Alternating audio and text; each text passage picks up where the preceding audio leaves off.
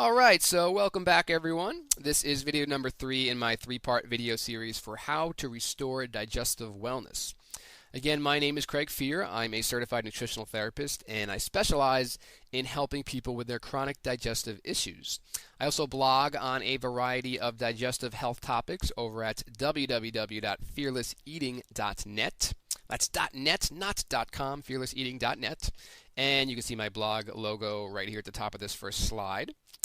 Also, if you're finding this video on my blog or on YouTube and you missed the first two, there should be a link provided below where you can sign up to see the entire video series.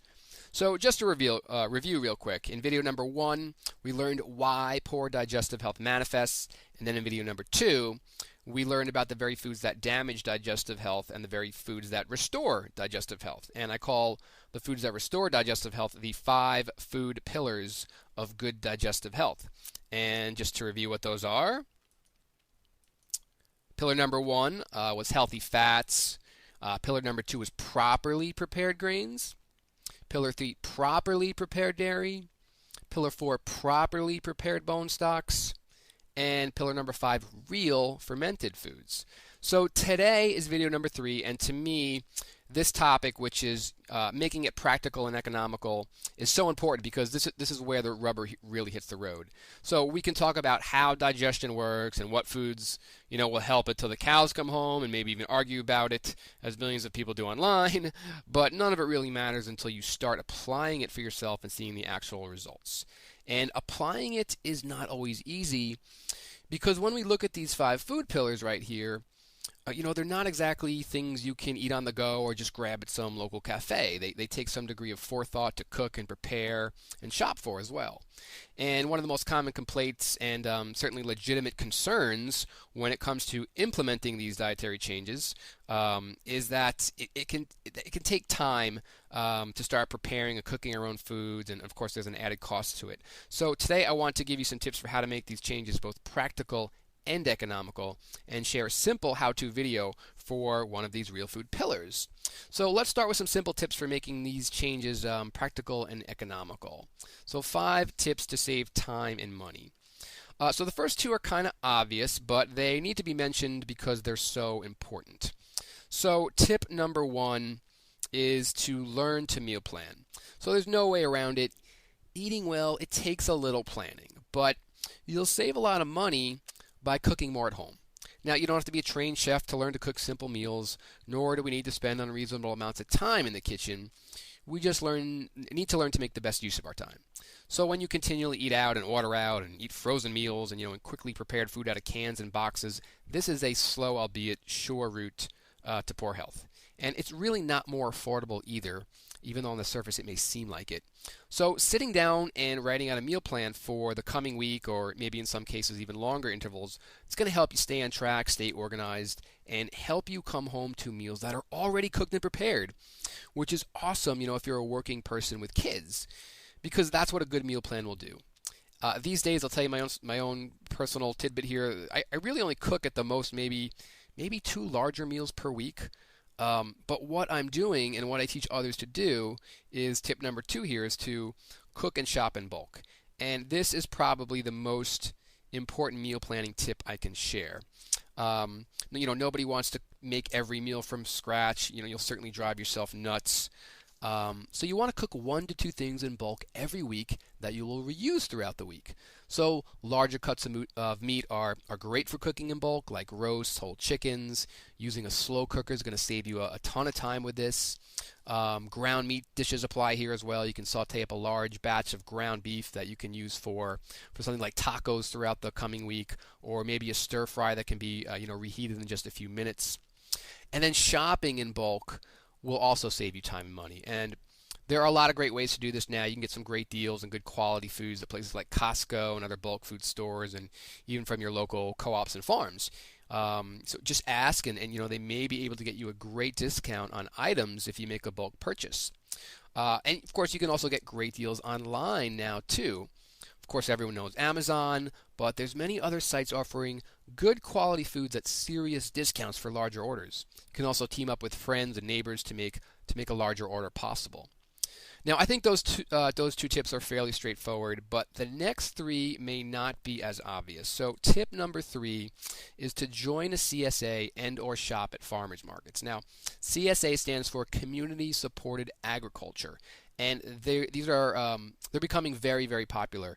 So, more and more farms are offering CSAs, and basically, you pay up front to a farm, to a local farm, and get a share of that farm's food. And then usually every week during the growing season, you either go to the farm or you go to a drop-off point, a pickup point, and you get a share of the vegetables or fruits or even other foods as well that farm is growing. So I'm in I'm not only in a fruit and vegetable CSA where I live, but I'm also in a meat CSA here in Western Massachusetts, and that's a monthly program where I get a share from a local family's farm, different cuts of beef, chicken, pork, etc. And this saves me so much money and time instead of having to go get each of those individual cuts in the supermarket.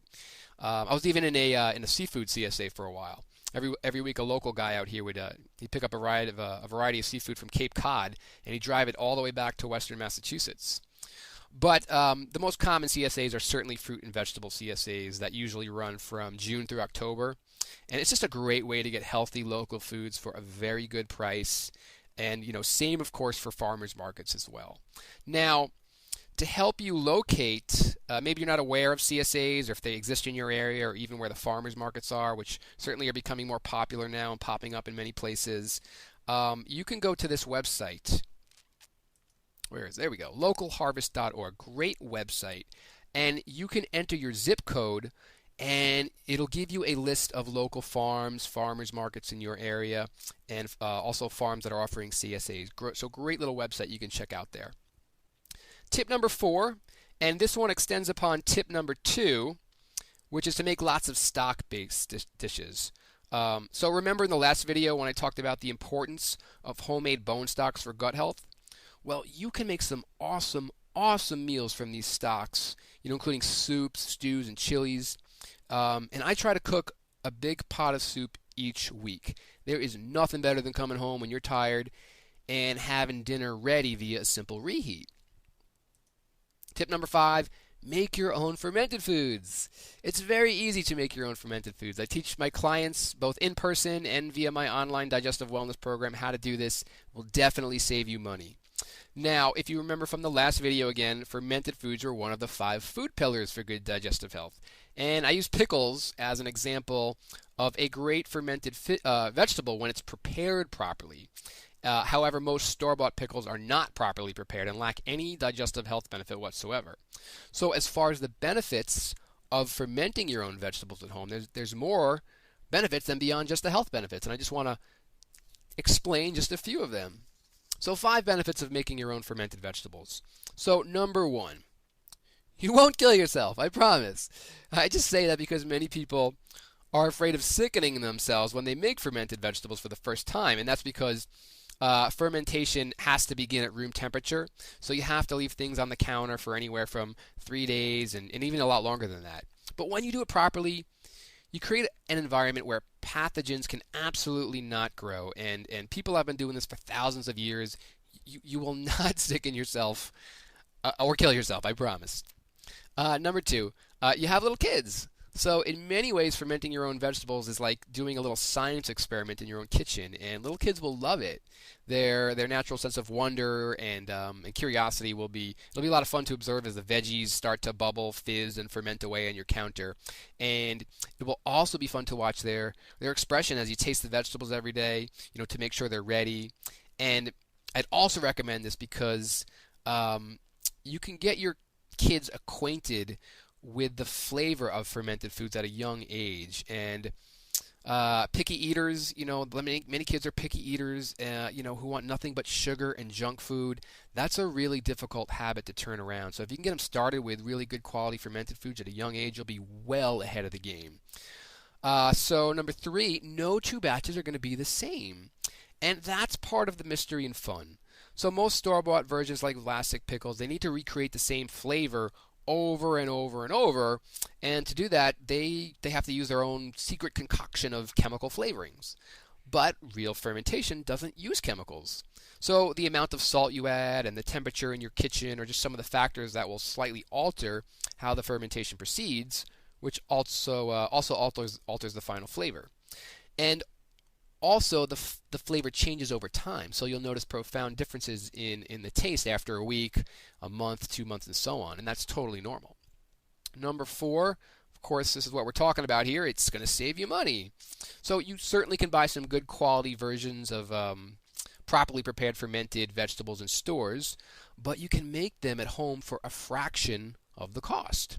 And finally, number 5, it is so simple. And so pickles are a great example of a fermented vegetable that you can make at home so simply. And right now, I'm going to show you how to do it. So for my digestive wellness class, I made some videos for how to make some common fermented foods. And I'm going to show you the video I made for how to make pickles. Now, it's a very short video, and let me just cue it up here. All right, so here it is. Check it out.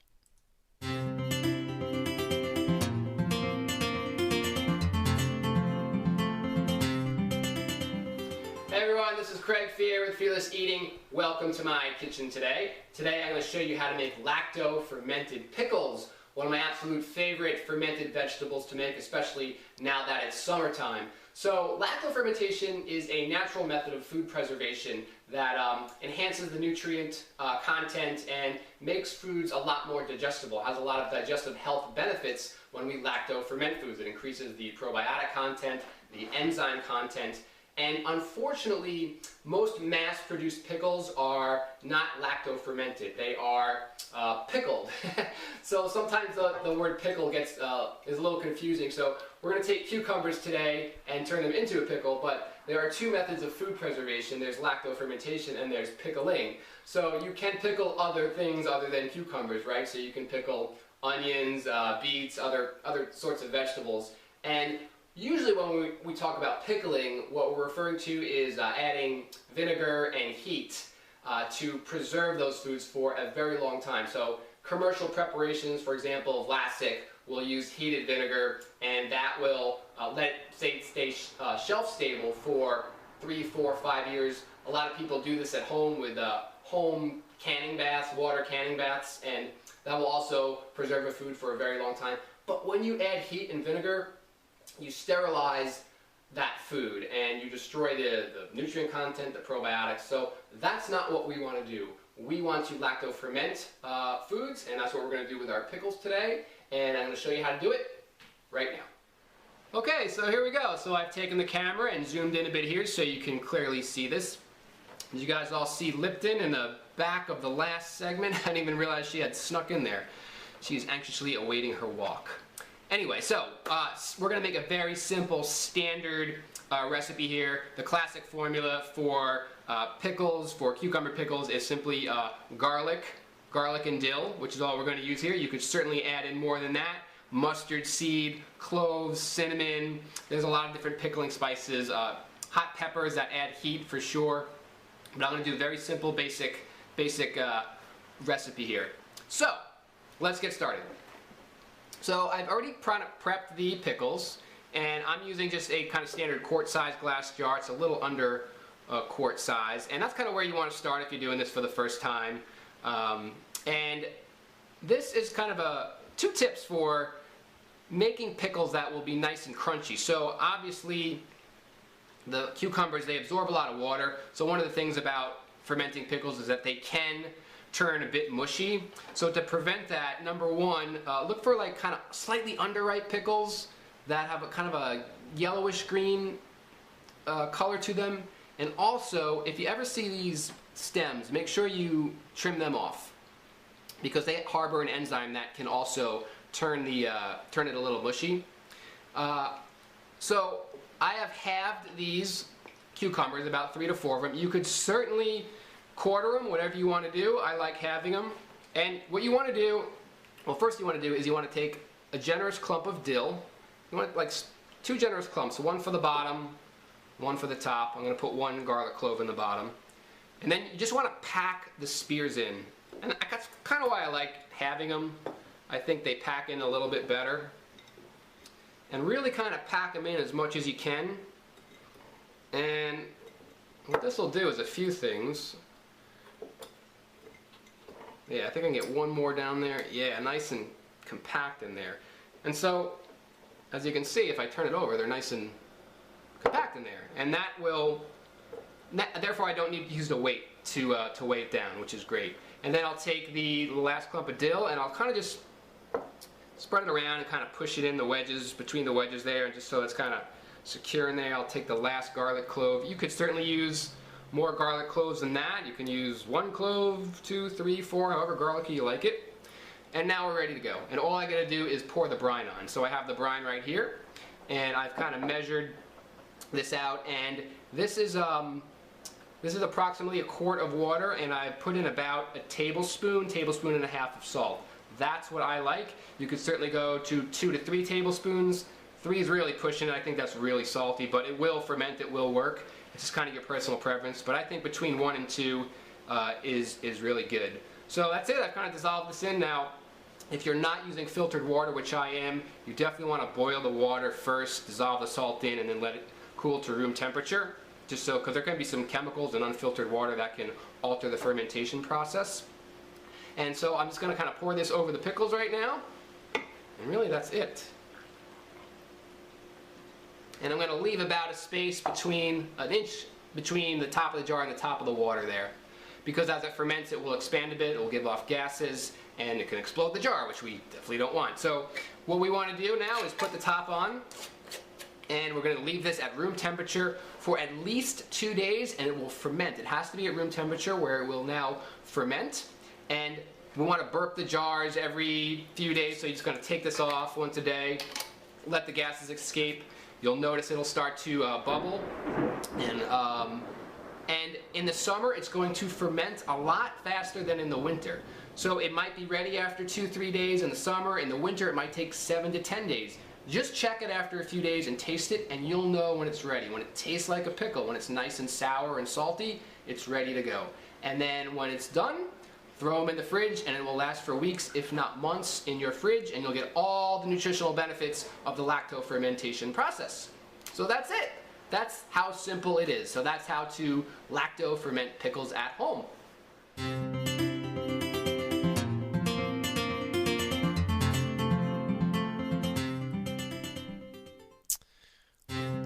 All right, so let me just, start again. Let me just click off of it here. Okay. All right, so I hope you enjoyed that video and all of the videos in this digestive wellness series. So just to review for the last time, in video number 1, we covered the why digestive health goes south. In video number 2, we covered the what, exactly what foods damage digestive health and exactly which ones restore digestive health. And today we covered the how to take this information and make it practical and economical. Now, keep in mind that this information was just the basics, and I hope you've started and will start applying some of it in your life. Even the little I shared will make a dramatic impact. Now, that being said, there's a lot more you need to know if you're dealing with a long-term digestive issue. And so imagine if you could have a proven step-by-step system that you can easily follow that will take this information further and really help you get to the root of your digestive problems. So here it is. This is my I've developed an online program called Fearless Digestion that will help you put all this information into an actionable plan. It's a proven step-by-step program to heal your gut and transform your life. So yes, the name Fearless Digestion is a gimmicky take on my last name, just like my blog name, but I promise you there's no gimmicks on this program. Just like you've seen in these 3 videos. No bells and whistles, just really great information that can help you go deeper and really transform your digestive health over the long term. Now, this program contains 8 modules that are designed to address the root causes of chronic digestive issues. And topics include how to identify food sensitivities, how to do an elimination diet, how to go gluten-free if necessary. Not everybody needs to do it, but I'll show you how to determine if you need to do that. And just how to learn more about the foods we've discussed, including lots of recipes and more videos just like the one you saw. So you can head over to www.fearlessdigestion.com to learn more details about the program. But while you're here, real quick, I'll just summarize a few things about it on just one slide right here. And so on this program, there are 8 in-depth modules that work slowly and systematically to heal your gut. And you can learn more about what's in those modules over on the homepage for the program at fearlessdigestion.com.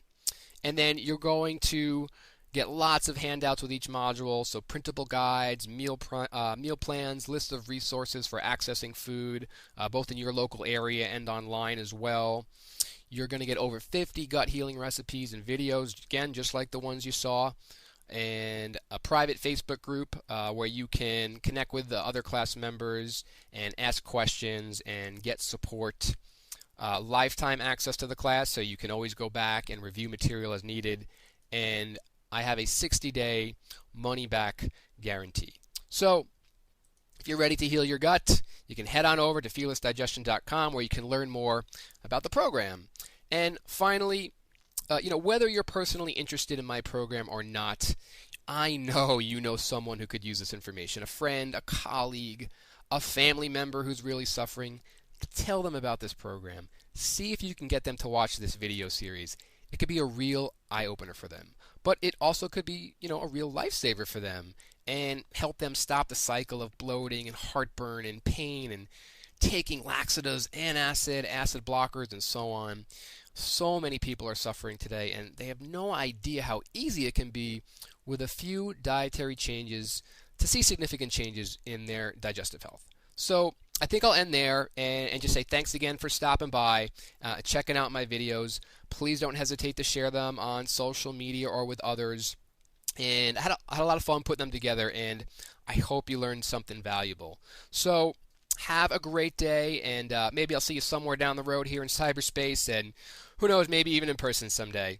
So, okay, everyone, take care.